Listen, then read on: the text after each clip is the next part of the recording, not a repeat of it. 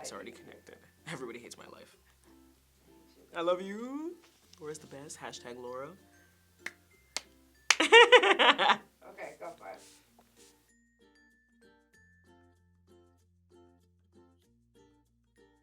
Hey guys, I'm Princess and welcome back to my channel.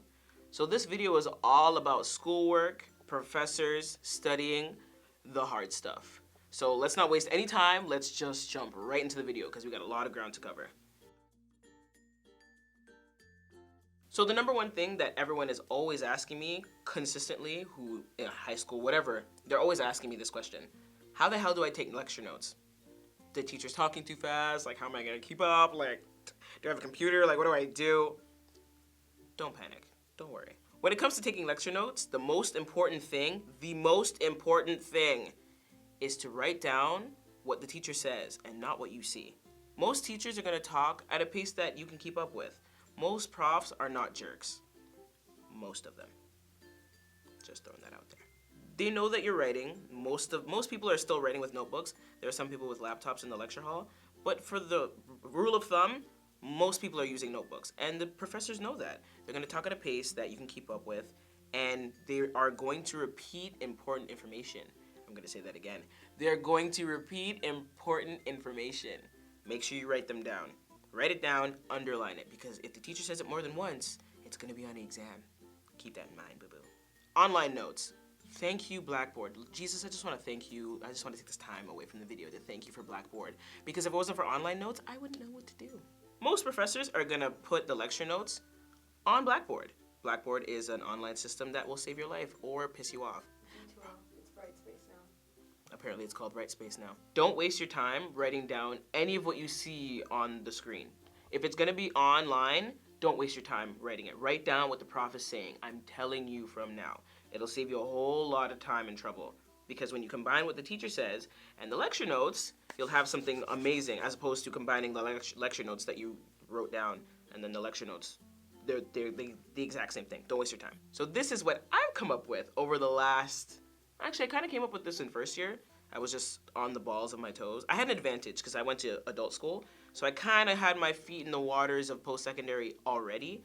So I figured out the ultimate study guide for exams, or for note prep. So point number one, write what the teacher says.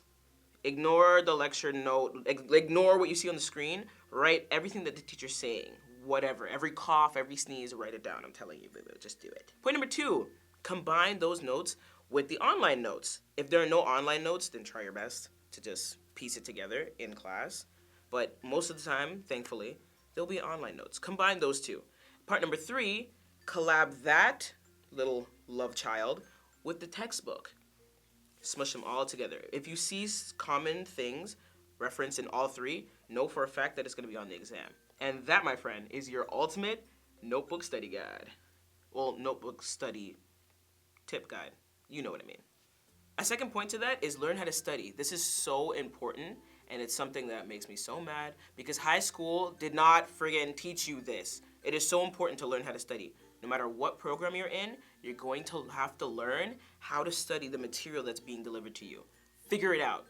That's what first year is about. Making friends and figuring that crap out, because that will save you so much heartache and so much stress. Learn how to study. My ultimate study guide tip will definitely help you. That's my secret formula. So now I'm giving you my secret formula on how to study. But tweak it to what works for you. Honestly, tweak everything that I'm saying from before, the future, from right now. Tweak it to what works for you. Because what works for you will work for you. I can't make it any more simple. Find what works for you when it comes to studying, obtaining lecture notes, learning, and doing all the things that you need to do in post-secondary. Don't waste your time. Next point, projects, essays, all that jazz. Start them early. I know, I'm saying this like anybody's gonna listen to me. Listen to me. Start them early. I'm telling you, the minute the teacher says it, write it down. Oh yeah, that's totally another point. Write everything down. Have an agenda. Stay organized. I'm probably gonna get into that later on anyway. We'll save that for later on. Make sure you start whatever essay, whatever project, the minute you get it. It just started. Even if it's opening a Word document and like putting on a title, That's starting it. And just keep it on the desktop of your laptop because now it's done. Like, it's not done. But now how do I say this? Now it has been started. And once you have started it, you have no choice but to finish it. And you have no excuse why you haven't started it and why you can't finish it because now it's in your face. Do your projects little by little. Do your essays little by little. Right now I have a sociology essay that, you think I want to do that crap? No, I do not.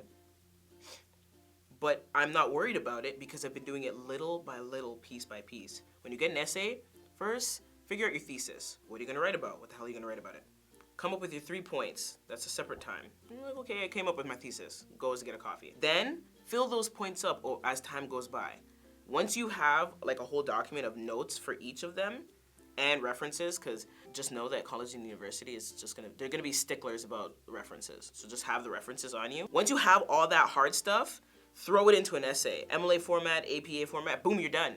Same thing for a project. Do piece by piece by piece. And I'm telling you, it won't like snowball on you when it's due. Do it. Solid.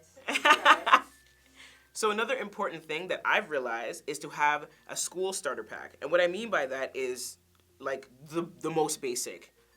We all know what the Niner backpack is. That is the ugliest thing I've ever seen in my life. Why do you look like a turtle with 2 legs? Why? Don't carry your textbooks with you. There's no point. It doesn't make any sense. This is what your school starter pack should look like. Pencils, pens, eraser, highlighters, some sticky notes, you never know, for your textbook and all that jazz. And that's it. Oh yeah, and a notebook. Duh. Where am I gonna write on my hand? For first years, I recommend a binder. A thin binder. Don't get crazy. I don't need unless you're an engineer, and because my brother's an engineer. Hi, Joe! He's kind of gonna need that. Sorry, he's gonna hate me for that. Get a binder for first year. That way, as the years go on, you can minimize to what you think works for you. So if you're in science program, you might need something around here. If you're in like a very hands-on program, you're only gonna need like one of those little ring binders. You're not gonna need much. But school starter packs are to make your life easy. You don't need to be carrying a whole bunch of stuff. Your brain's heavy enough with all the knowledge being thrown in there. Keep your starter pack light, trust me. And your laptop, if you're into that kind of stuff, that kind of awesome MacBook stuff, that I can't afford right now. But I'm not angry. I'm not angry. Ooh, important. Make a note buddy. Oh my God. This is like, whoever taught me that, I can't even remember who taught me that. Thank you. Because I always make sure I have a note buddy for every class. And like, be a good note buddy. Don't be a dick. Don't be a dick, damn it. It's so important. Don't be a dick. Don't be a penis. Come on. None of that. A good note buddy takes notes and gives notes and just have each other's backs. So me and my original friend from first year psychology, Mini-Me. Hi, Mini-Me. I know you're going to be watching my videos. But like, oh, Mini-Me, I give you a shout. I love you. Me and Mini-Me, we were note buddies. So if I had to miss a class, she would give me her notes. And then I'd owe her by supplying her with that note. So I'm like, okay, girl, you got me for that last note. You can go on and see your, friend that you enjoy on the weekends. I'm going to give you my notes. And we have each other's backs. And that also doubles as your study buddy. Have a buddy, a school buddy. Study buddy, note buddy, buddy who won't get you arrested. And that's another video. Yeah. The last point for all the study, school, juicy stuff is to learn the syllabus. Be one with the syllabus. I've had a professor who didn't talk about it in an exam. I wouldn't have found out about it unless it was a syllabus. Like, what kind of teacher does that? You're not going to even give an exam review online? Are you a jerk?